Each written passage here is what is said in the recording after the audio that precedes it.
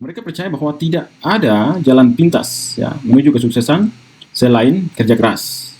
Per hari ini, Papua telah menjadi rumah bagi berbagai suku, agama, budaya, dan berbagai perbedaan lainnya ada di dalam tanah Papua. Ada satu kisah menarik yang saya mau angkat di sini tentang keturunan Papua Tionghoa.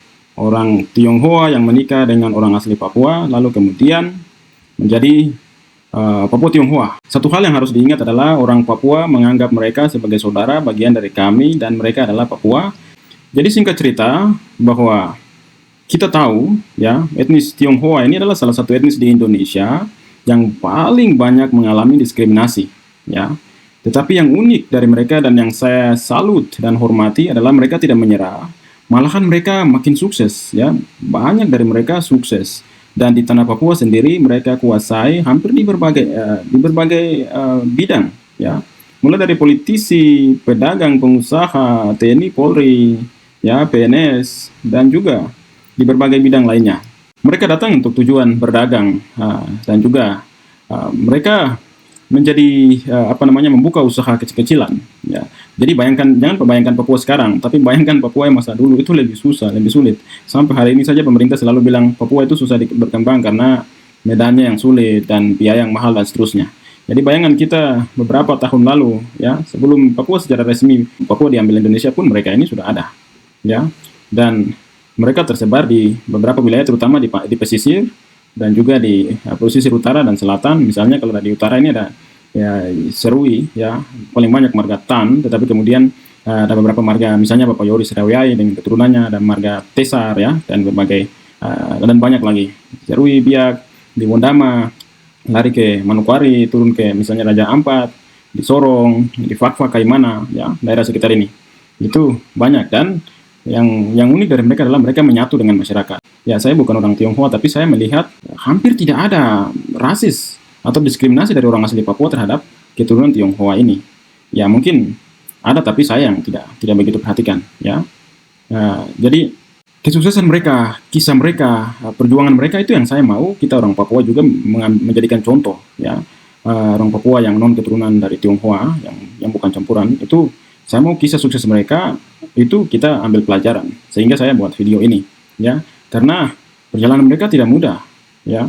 Hidup menjadi minoritas di Indonesia, kemudian berada di wilayah yang baru, yang secara rasial berbeda dan seterusnya, pasti sangat susah dan juga tantangan geografis ya di saat itu berat. Tetapi ya saya perhatikan mereka hampir 95%, 99% itu mereka sukses ya, bukan hanya di Papua, di berbagai tempat di Indonesia. Mereka mulai memperluas bisnis ya, misalnya buka toko kelontong atau pasar dan juga usaha jasa lainnya di kota seperti Jayapura, Sorong, ya, Timika, di Merauke, di Fakfak, kemudian di pegunungan mulai nampak di Wamena, ya, dan salah satu bupati di Wamena itu sekarang adalah keturunan Tionghoa, ya, dan juga ada salah satu bupati juga di Kaimana sekarang. Dan melalui undang-undang Otsus itu mereka mereka diakui ya.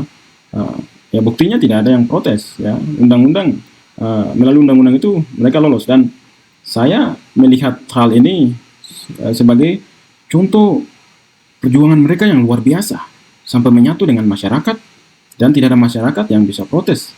Justru masyarakat menganggap mereka saudara dan mereka itu diakui sebagai orang Papua ya. Papua ya bilang Cina tapi hitam ya, ini bukan rasis, tapi itu ada istilah, ada sebutan di Papua itu seperti itu ya. Nanti kemudian kita akan dengar misalnya Perancis ya, peranakan Cina Serui, kemudian juga ada campur dengan beberapa tempat lainnya. Jadi rahasia kesuksesan mereka yang saya lihat itu ada di mana ya. Pertama itu mereka memiliki etos kerja yang luar biasa ya. Mereka percaya bahwa tidak ada jalan pintas ya menuju kesuksesan selain kerja keras. Kedua adalah solidaritas komunitas. Mereka punya komunitas, ya kerabat, hubungan ya karena sesama minoritas di daerah orang, lalu mereka membangun komunikasi yang baik sesama mereka. Ketika ada yang susah, didukung, ditolong, nah itu. Ya. Jadi solidaritas komunitas. Mereka saling membantu dan mendukung satu sama lain, membangun jaringan yang kuat. Ya. Di beberapa tempat di Papua ini kan sudah mereka di bisnis, di transportasi, apalagi jasa-jasa lainnya itu mereka kuat. Bahkan sudah ada beberapa itu sudah menjadi sudah masuk dalam politik. Ketua DPR Papua sekarang adalah keturunan juga, ya. Lalu ada anggota DPR RI, ada DPD, ya, itu ada keturunan dan mewakili Papua. Dan itu ya kami sebagai orang Papua di zaman yang sekarang kita sudah mengenal Kristus, kasih dan sebagainya. Kita mengakui mereka sebagai saudara kami, pemilik kami, ya. Yang paling terkenal sekarang misalnya Bapak Yoris Raweai, ya, dan keturunan.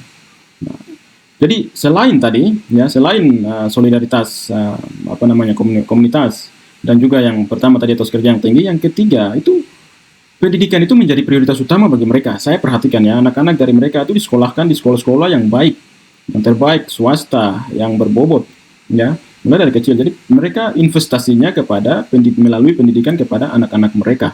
Dan jurusan-jurusan yang biasanya mereka ambil itu biasa berkaitan juga dengan bisnis, usaha mereka.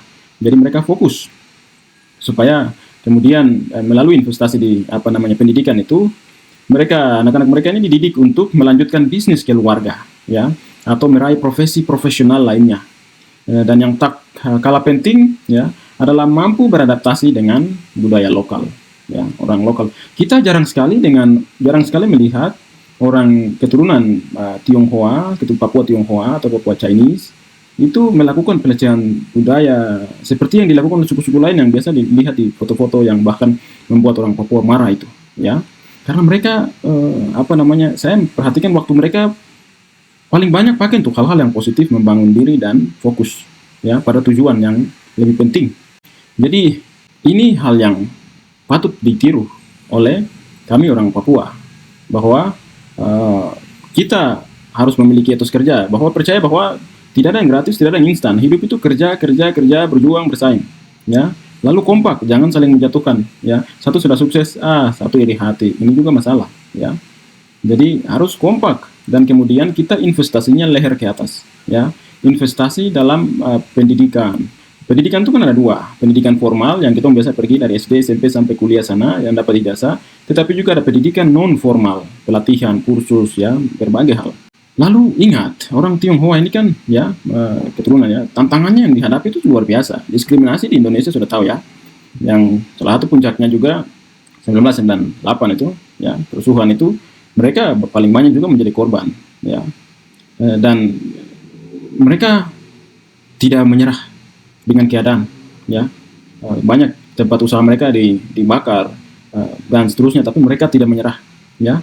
Lalu yang saya mau fokus di sini adalah kontribusi untuk Papua, ya. Hari ini etnis Tionghoa tidak hanya dikenal sebagai pelaku ekonomi, tetapi juga sebagai pendukung pembangunan Papua. Beberapa pejabat yang naik di tanah Papua itu hampir mayoritas itu didukung oleh pengusaha-pengusaha dari etnis Tionghoa, Chinese, Papua yang sudah berhasil, ya. Dan lewat itu mereka juga mendapatkan hati di dalam berbagai sektor yang ada, proyek-proyek besar, jasa baik transportasi, jasa semacam hospitality atau hotel dan sebagainya, ya. Itu mereka mendapatkan hati di sebagian besar orang Papua, ya. Mereka membuka lapangan kerja bagi masyarakat lokal, ya, lokal baik di asli Papua maupun Nusantara yang ada di tanah Papua, berkontribusi dalam pengembangan infrastruktur, ya, tersebar di hampir semua profesi. Jadi di Papua ini kita kenal, ya, saudara-saudara kami etnis Tionghoa, orang Papua, orang Chinese hitam, ya, kita kenal misalnya etnis Tionghoa sudah lama ada dan berbaur dengan berbagai masyarakat Papua. Ada Tionghoa Papua di Yapen atau Serui, ya, itu dikenal dengan tadi Prancis, ya, peranakan Cina Serui. Tidak hanya itu, ya, ada juga Tionghoa Teluk Bintuni, ya, Tionghoa Kokas di Fak-Fak, Tionghoa Sarmi, ya, lalu Tionghoa Marin di Merauke, ya, Cina Marin, ya, lalu Tionghoa di Wondama, Tionghoa di Biak dan lainnya. Mayoritas mereka ada di wilayah utara, tetapi sekarang semakin tersebar, ya, banyak. Dan jumlah bisa di atas 500 itu ada, ya, dari keturunan dan seterusnya. Kayaknya mungkin sudah di atas 1000, 2000-an, ya, 3000-an. Jadi, ya, tadi, ya, profesi di berbagai sektor ada, ya. Bupati, ketua DPR, DPR ya, di daerah, DPR RI, DPD RI, ya, pengusaha, polisi, tentara, dan mereka menguasai itu pelan dan membutuhkan waktu yang lama. Nah, contoh ini bisa ditiru oleh orang Papua, ya. instead of kita orang protes, kita menutup diri, lebih baik kita mengikuti contoh yang dilakukan oleh etnis Tionghoa ini untuk maju, ya. Dan yang paling penting tadi, investasi leher ke atas dan kompak bersatu, ya. Karena tantangan atau perubahan itu terus terjadi, dan kita tidak bisa menahan perubahan untuk masuk atau melarang perubahan itu terjadi di kita punya wilayah. Tidak bisa. Itu lambat atau cepat akan terjadi, suka atau tidak suka akan terjadi. Sehingga pelajaran dari etnis Tionghoa adalah memiliki etos kerja yang tinggi, bahwa keberhasilan itu diperoleh melalui kerja keras, tidak melalui cara instan. Lalu kompak dalam komunitas, saling dukung, ya. Lalu investasi dalam bidang pendidikan dan juga bidang-bidang lainnya. Oke, jadi video ini adalah video untuk edukasi, untuk menjadikan pelajaran, contoh baik, contoh positif untuk orang Papua maju. Ingat, dalam pendidikan itu nyontek itu tidak boleh. Tapi dalam bisnis itu nyontek itu justru wajib, harus. Kita meniru orang punya usaha, meniru orang punya produk, meniru contoh keberhasilan mereka, cara-cara mereka. Kalau dalam pendidikan, sudah dapat tanpa dari guru, ya, nanti nilai 0. Tapi dalam bisnis harus, ya, harus. Oke, I think that's all for today. Semoga kisah ini, ya, kisah kisah etnis Tionghoa di Papua itu mengajarkan kita untuk tadi kuat kerja, ketekunan, dan pentingnya hidup berdampingan dengan damai sebagai sesama manusia penghuni satu planet bumi. Okay, I'll see you in the next video. Bye-bye.